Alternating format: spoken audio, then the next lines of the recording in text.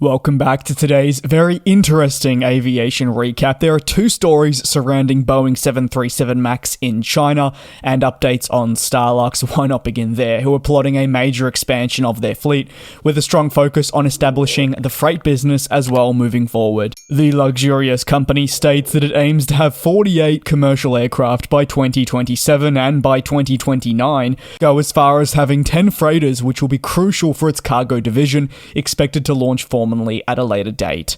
Starlux is already committed to the upcoming A350F, a next-generation freighter plane expected to play a key role in launching that cargo business.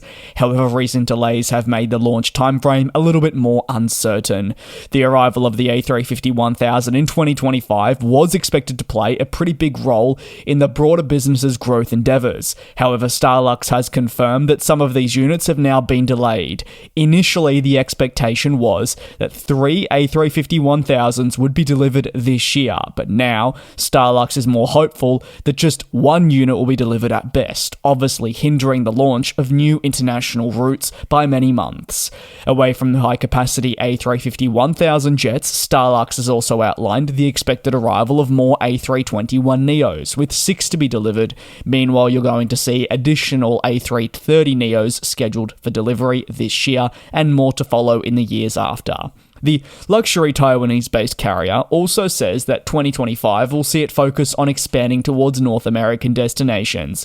Following strong passenger load factors, access to Ontario will be made available from June 2, representing an essential new long-haul market added to the broader network.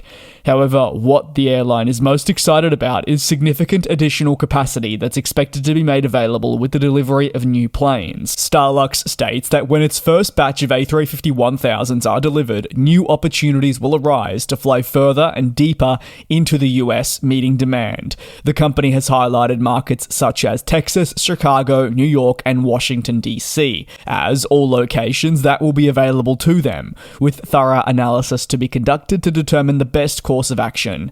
However, for the carrier, much focus has been on developing a robust network towards North America since conception, which is expected to continue, but now with a shift east for the first time.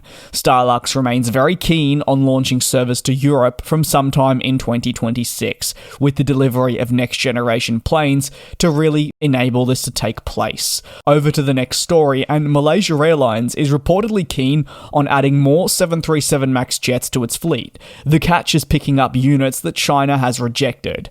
The Kuala Lumpur carrier has been aggressively looking to renew its fleet and has a backlog of many aircraft, but also wants to secure more jets wherever possible for the future. Therefore, when Boeing 737 MAX jets that were destined for Chinese operators were essentially sent back to the American plane maker as a retaliation act, while Malaysia Airlines sensed an opportunity to pounce. Reports now indicate that Malaysia Airlines is going to seize an opportunity as a means to acquire more MAX planes sooner than expected, and consequently immediately increase capacity across key markets. The group's managing director and CEO said it would now engage in communication with Boeing over the possibility of taking these planes on. But what's really happening to the 737 MAX to make this possible, and is this just isolated to the one aircraft type? Well, firstly, it's not isolated to just the 737 MAX. It is now involving all commercial airplanes produced by Boeing, but at the moment the large portion of the focus does rest on the single-aisle MAX, just given its importance on a global scale. The possibility of adding these rejected MAX planes stems from China basically coming out and saying that they will not take on new commercial airplanes produced by Boeing. China officially informing all its airlines to stop taking delivery of these planes.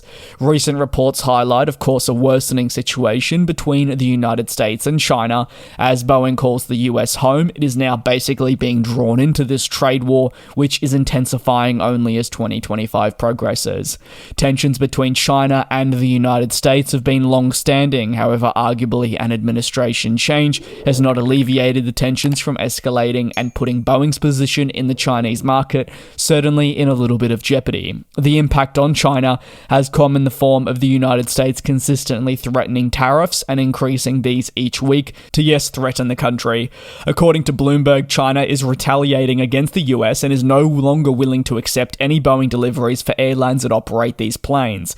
This is one of the many measures being implemented. The Major Retaliation Act will result in the halting of any new planes built and prepped for delivery, as well as any aircraft in production or expected to enter production, with their final delivery remaining in limbo. However, this has now been felt more acutely with the rejection of MAX jets that were destined for Chinese operators and never reached their intended destination. And that is really stemming from, as I'll transition into the final story, a second 737 MAX jet destined for China turning back to the United States. Flight data shows the aircraft departed just outside of Shanghai and arrived in Guam, a territory of the US, on Easter Monday. The flight out of China marks the second for a newly produced Boeing aircraft that was destined to head towards a US territory in that act of retaliation. The first one, being a MAX plane destined for Xiamen, made its way back to Boeing's field in Seattle, now throwing prospective delivery plans into disarray. Possible buyers range from Malaysia Airlines and Air India, who have now emerged keen to take on these aircraft, as I touched on in the previous story, especially if political tensions continue and bans are imposed on these aircraft. This tactic isn't necessarily new. Other airlines have looked in recent times to achieve something similar when planes destined for certain carriers don't eventuate for whatever reason and become, say, white tails, whether driven by conflict in Russia, financial struggles, or something else in between. However, before these two airlines can actually take on any of these jets, several key issues still need to be resolved, including the fate of the plane and the associated legalities, ongoing pressures from tariffs, and so forth. It's a complicated situation, it is ever evolving, and that's why Malaysia Airlines, and as I touched on, Air India, can't necessarily outright confirm that they are going to acquire these 737 MAX jets, but rather formally express their interest. They simply don't know what the next week is going to hold. And to be honest with you, I don't even think Boeing or Chinese operators know what the next week is going to hold either. And as a result, they need to keep on their toes. And maybe there is a world in which things are resolved. Or maybe things continue to worsen and that opportunity really does open up for your Air Indias and Malaysia Airlines. Keen to hear your take down below in the comments. Thank you very much for your support. Take care, be safe, and I'll see you tomorrow for your next industry recap. And we'll fly.